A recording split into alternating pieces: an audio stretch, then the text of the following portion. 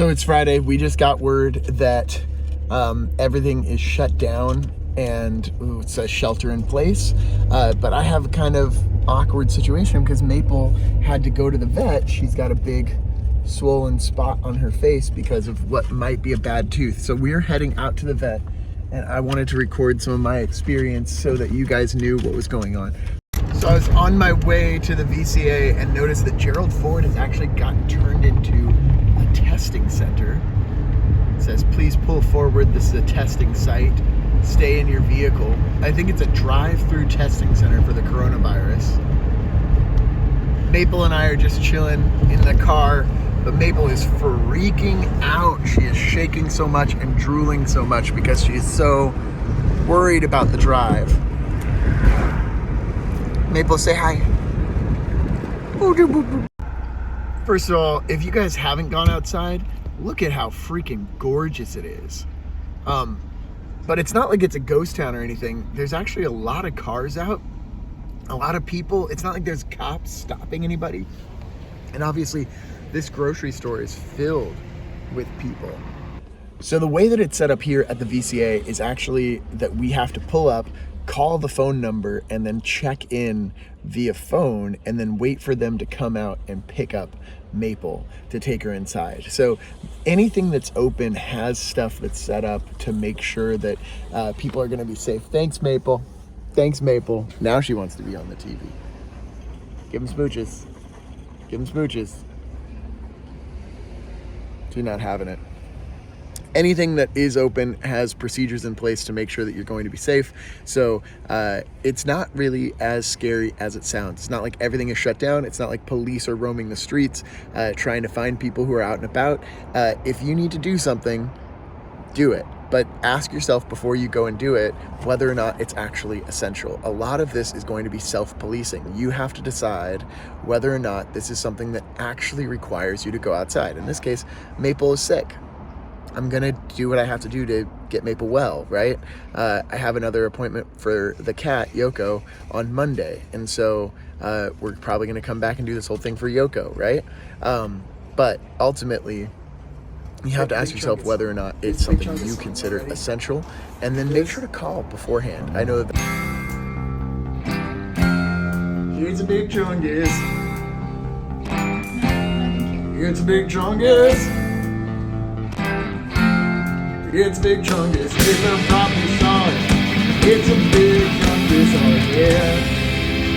Hey, there we go. Did you see that I raised my eyes so that I could get it to go in focus first?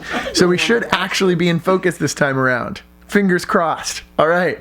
Good morning, Quackhawks. It is Friday, March 20th, and we are at the end of our first week of this quarantine. California just got word that it is not just a quarantine anymore, that it's actually a shelter-in-place order. I heard that they are actually shutting down public parks so that you guys won't be going there to hang out and that we won't be sharing germs.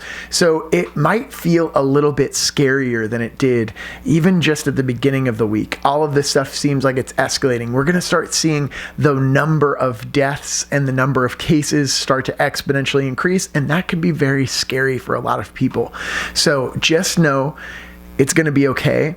A lot of stuff is acting exactly the normal way that it does. You're waking up. You've got people around you that care about you.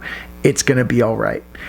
For today, I want to kind of take a little bit of a minute to talk about something I saw on Reddit, actually. It was a really cool post by a guy whose Twitter handle was etymology_nerd. And I'll post a link to etymology nerd down in the description below so you guys can check out this little graphic that he made.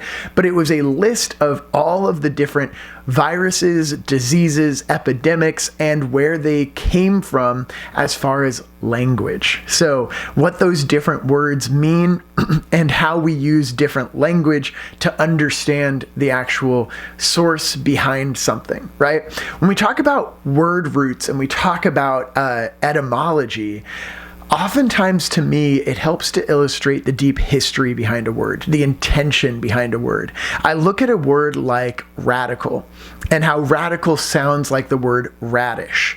And radish and radical share a root together, which is actually the word rooted. A radish is a root, and radical means to be rooted in something, to be brought back to the roots of where something got started. And so I think that it's really cool to look at words and see how the way that we create words connects them to a deeper meaning.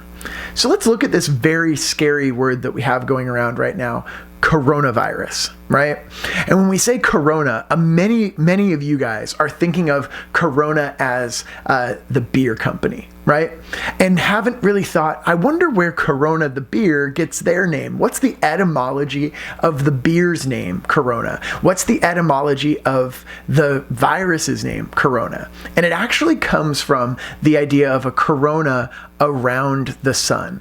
If you're unfamiliar with the sun's corona, it's actually the aura that it seems to give off in pictures. So the frame around it has these sort of spikes. They're wispy, they're strange looking. And when people were looking under a microscope at the early coronavirus, because this is now novel corona COVID-19, it's one of the many different variations of the coronavirus. When we're looking at the coronavirus, when they were looking at it under a microscope, they said it looked like the sun's corona. It had that sort of wispy frame to it. It had this spikiness to it. And so when somebody was looking at it, when they came up with the name, it wasn't like they were sitting there being like, let's make this sound really fancy and scientific. In fact, the art of naming things is no different than the art of looking up at the clouds and saying what it looks like to you, right? That cloud kind of looks like a bunny. That cloud kind of looks like a snake, right? And that's funny because that's what we've done with a lot of these viruses. Either the wounds that they make on somebody's body or the way that they look under a microscope ends up determining their name. And the reason why they sound more scientific is simply because we're using etymology as a science and as an art form to create words that have deeper meaning. So these words didn't come from nowhere. They came from people who were using language in ways that were exciting and creative. And this is something that you guys can do as well. Etymology is a very powerful tool that allows us to create words. So I look at this, and one of the most popular ones was the bubonic plague. When you think of the word bubonic plague, immediately, these ideas of terrible tragedies, the Black Death, come to mind, and it is very heartbreaking. When we look at the actual root of the bubonic plague, we get this idea of bubon, which comes from the ancient Greek, and it means groin or swelling. That's kind of gross, right? Like that idea of naming it after groin and swelling, the implication there is very purposeful, right?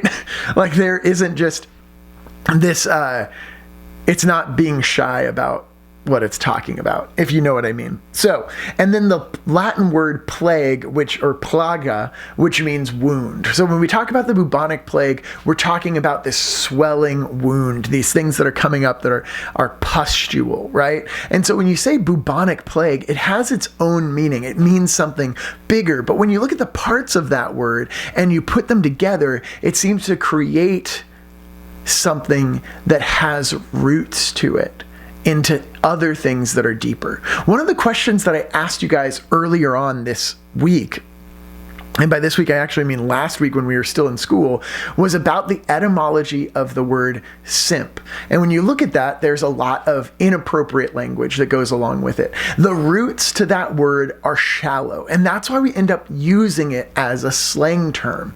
When we look at words that are rooted in deeper meanings like Greek roots and Latin roots, and we put those together in ways that are creative or ways that are artistic, then the meaning seems to resonate far more deeply. In the same way, I want to encourage you guys in this weekend and in the next coming weeks to look for books. I know that it seems like such a simple thing for an English teacher to say, and it's something that I've brought up already. But when we look at a movie like Oh my gosh, I can't even remember the name of it right now. Good Will Hunting. There's a scene in Good Will Hunting where he talks about how his education could have been purchased for the price of a library card. Right now, you guys have access to the largest of libraries, which is the internet. It's connected to all sorts of amazing resources. And when we read some of those books are rooted in something deeper. And when I talk about it being rooted in something deeper, I mean that they resonate over thousands of years with knowledge that isn't just about this particular moment. Because for many of us, this particular moment is a scary moment.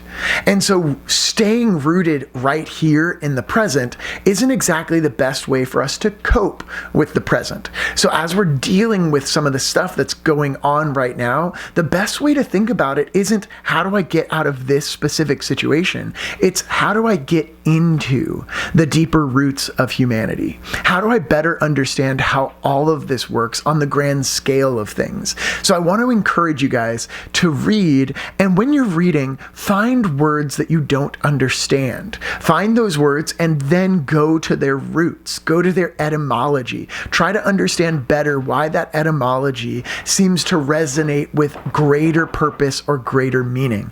Don't allow yourself to just simply be indoctrinated with words that have shallow roots.